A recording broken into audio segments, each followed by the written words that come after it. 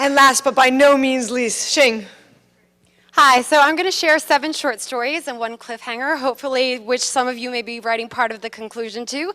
Not about Tetris, but about 12 little people playing with falling blocks and making some new shapes. So, story number 1. Wow, this moves a lot slower.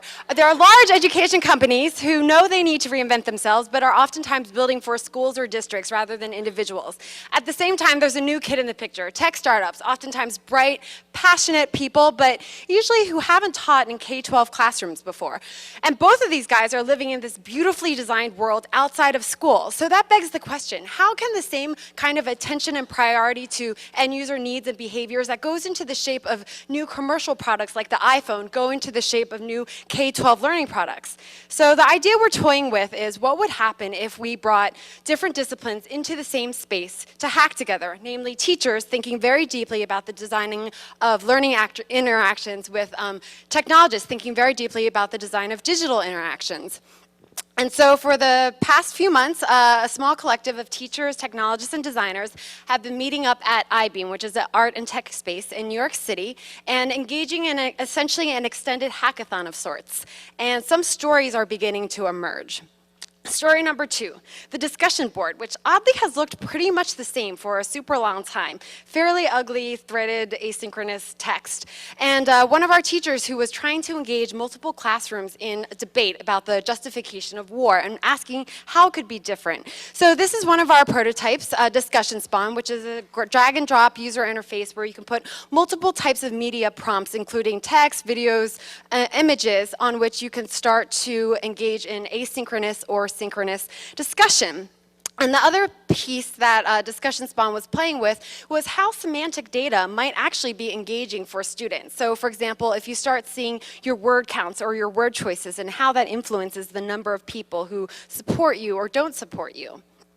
And that leads me to story number 3, which is this love around data viz right now, and people like Nick Felton in real life who are starting to show the addictiveness of tracking our personal data. Not that all of us are tracking all our transportation rides or every piece of music that we are listening to, but what that might suggest about what personal learning data, aside from a report card, a learner might care about.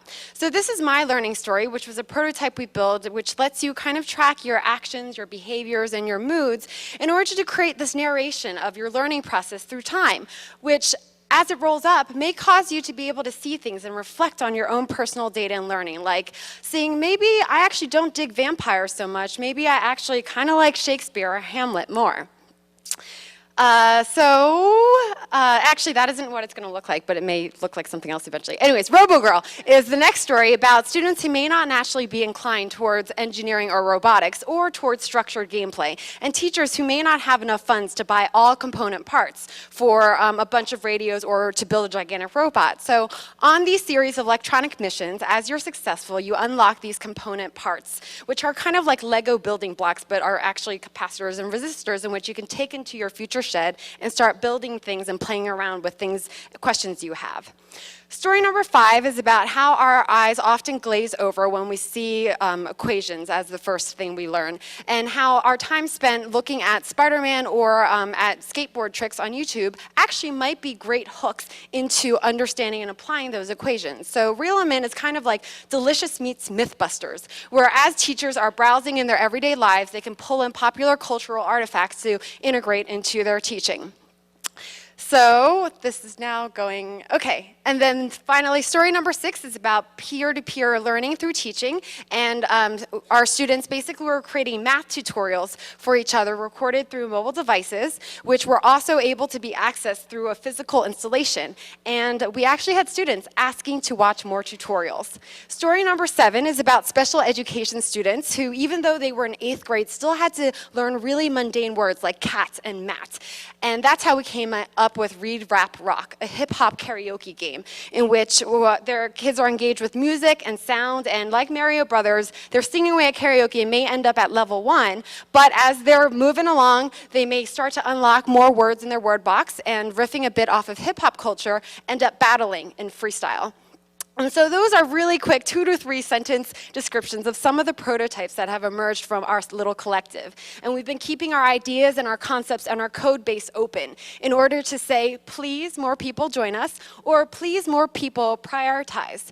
And bring different disciplines into the same spaces and rethink together and make together. And the cliffhanger is, who else wants in on these kinds of collectives?